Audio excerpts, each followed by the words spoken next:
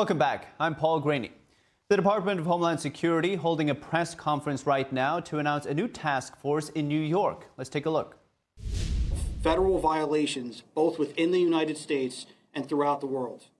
Violations include, but are not limited to, drug trafficking, money laundering, weapons trafficking, human trafficking, homicide, extortion, kidnapping, and other TCO-related violations where there is or may be a federal investigative interest.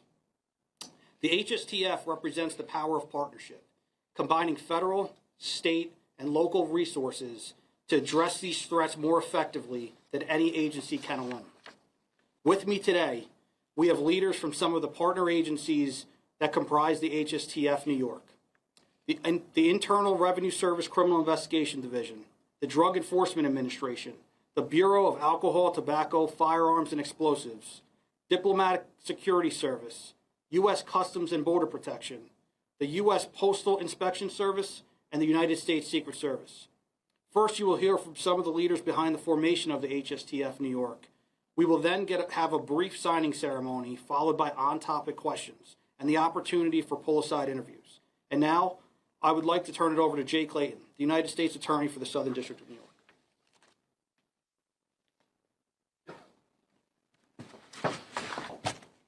Thank you, Rick. Good afternoon. Today's announcement of our whole of government commitment to Homeland Security is, at its core, about public safety for all New Yorkers. New Yorkers want public safety. They want our parks, schools, subways, and streets to be both safe places and places that feel safe for our families, our children, and our visitors. At the Southern District, across the Justice Department, and across law enforcement, with our federal and state partners, we hear what New Yorkers want, and we are laser focused on delivering it for them. Crime is down, but it is still way above where it should be, particularly for our most vulnerable. And that's really what this is all about. It's about delivering public safety for the most vulnerable people in New York. It's down because of the hard work of the men and women behind me. Let me give you a few highlights over the last year. Our agencies have collectively investigated and charged murders, shootings, stabbings, sex trafficking, and narcotics distribution by Tren de Aragua, TDA, and many other brutally violent gangs. We've charged over a dozen narco-terrorists and members of state-sponsored drug cartels. We've charged multiple people with fentanyl distribution and precursor production. Gun charges, federal gun charges, are being brought at twice the rate of previous years. And most recently, we had a wide sweep of narcotics trafficking in and around Washington Square Park. The Washington Square Park effort exemplifies what we can do with a whole of law enforcement approach to public safety.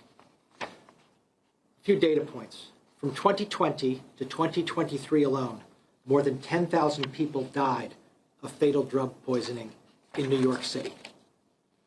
Washington Square Park was an epicenter of this crisis. During that period, the NYPD and medical personnel responded to over 65 reports of apparent overdoses in the park. With the great men and women of the New York Police Department, the DEA, and our other federal partners, those days are behind us. This is an example that we're going to follow going forward. We look forward to making New York safer each and every day for every person in New York. I'm now going to introduce Mike Considine, the first assistant from the Eastern District of New York. Mike? Thank you, Jay. Good afternoon. As Jay mentioned, I'm Mike Considine, first assistant U.S. attorney in Brooklyn. The United States Attorney, Mr. Nacella, is on sick leave today and sends his regrets for not being with his esteemed HSTF partners. This historic collaboration occurring with this task force strengthens our mission to defend the citizens of our districts from the transnational criminal organizations, which Jay mentioned, human smugglers, and cyber criminals who inflict tremendous damage to our country. and we've already seen remarkable results. For example, our office is prosecuting the infamous cartel leader, RCQ, Rafael Caro Quintero, who was charged with the murder of DEA agent Kiki Camarano. What's more, our collective efforts have led to the conviction of El Mayo, Ismael Zambada Garcia, co-founder of the Sinaloa cartel. He operated a continuing criminal enterprise that trafficked massive quantities of fentanyl, cocaine, and other drugs into the United States. Lastly, we are working to cut off alternate revenue streams for the Jalisco cartel, designated as a foreign terrorist organization.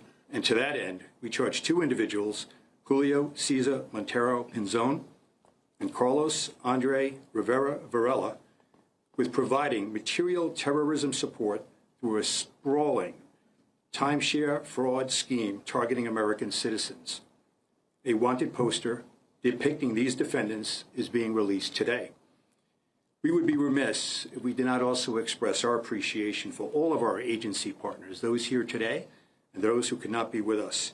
We are all collectively committed to improving the quality of life for our citizens by dismantling these corrupt organizations from their very top. I may now turn over the podium to Chris Rea, Assistant Director in charge of the FBI New York Field Office.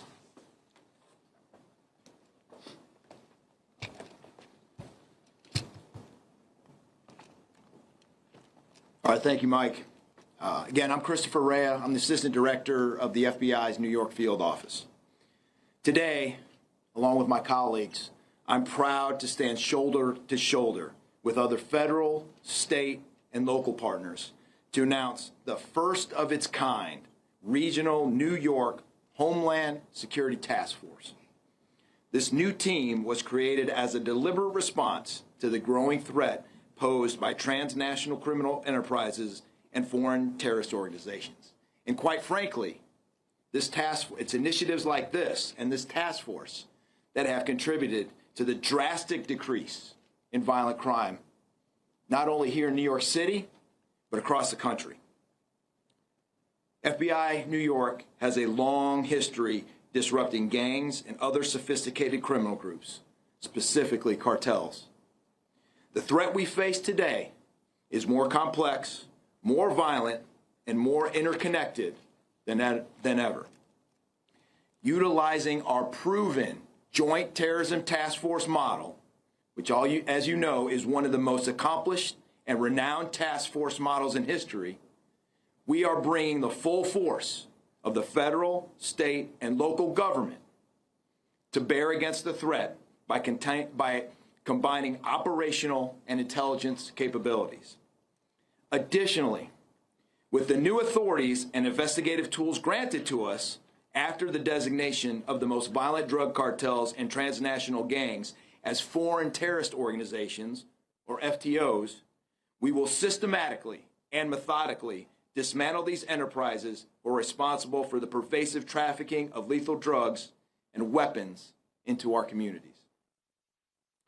Since standing up the New York HSTF earlier this year, our agents, analysts, and professional staff got right to work, and their hard work is already paying massive dividends.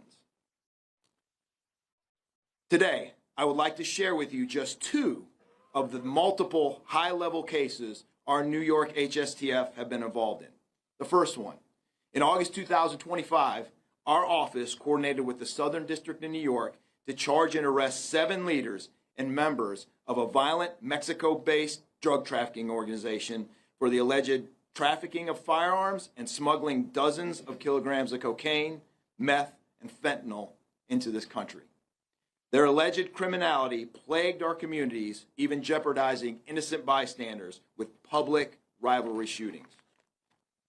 Secondly, as First Assistant U.S. Attorney Considine mentioned, we are seeking information for 2 high-ranking leaders of CJNG, the Jalisco New Generation Cartel. Our FBI DEA Trident Directorate has aggressively utilized those new authorities that I just mentioned, which had been previously only authorized under national security cases and or JTTF, against the new FTO designation of CJNG.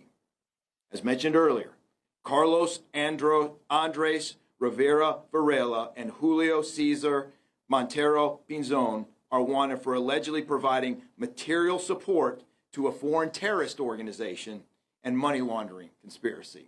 If you recognize those charges, that foreign terrorist charge, as a charge that until now had only been available to charge through our JTTF.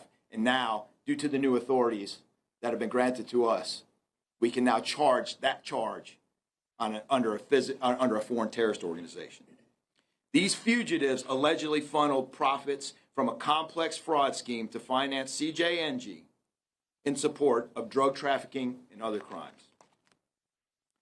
If you have any information related to either of these subjects, please call 1-800-CALL-FBI or submit a tip at fbi.tips.gov. Additionally, the FBI is offering a reward of up to $245,000 for information leading to the arrest and conviction of these fugitives. I would like to personally thank SAC Patel and SAC Chavis, as well as all the participating agencies, for their commitment to combating the persistent cartel threat and the drug distribution network. And thank you to U.S. Attorneys Clayton and U.S. Attorney Nacella for your aggressive prosecution of these critical cases. These judicial successes directly translate into taking bad guys off of our streets. Through unified partnership. And now that was the DHS and others launching a new first ever regional task force in New York to tackle cartels, human trafficking, and transnational crime. Now, it's a collaboration between the DHS, the FBI, the NYPD, and others to deliver public safety for the most vulnerable in New York. Officials, as you heard, touting previous arrests for narco trafficking, fentanyl distribution, and fentanyl precursor production. We'll keep you up to date on that. Now, still to come, Eileen Higgins wins Miami's mayoral race and will become the city's first Democratic mayor in nearly 3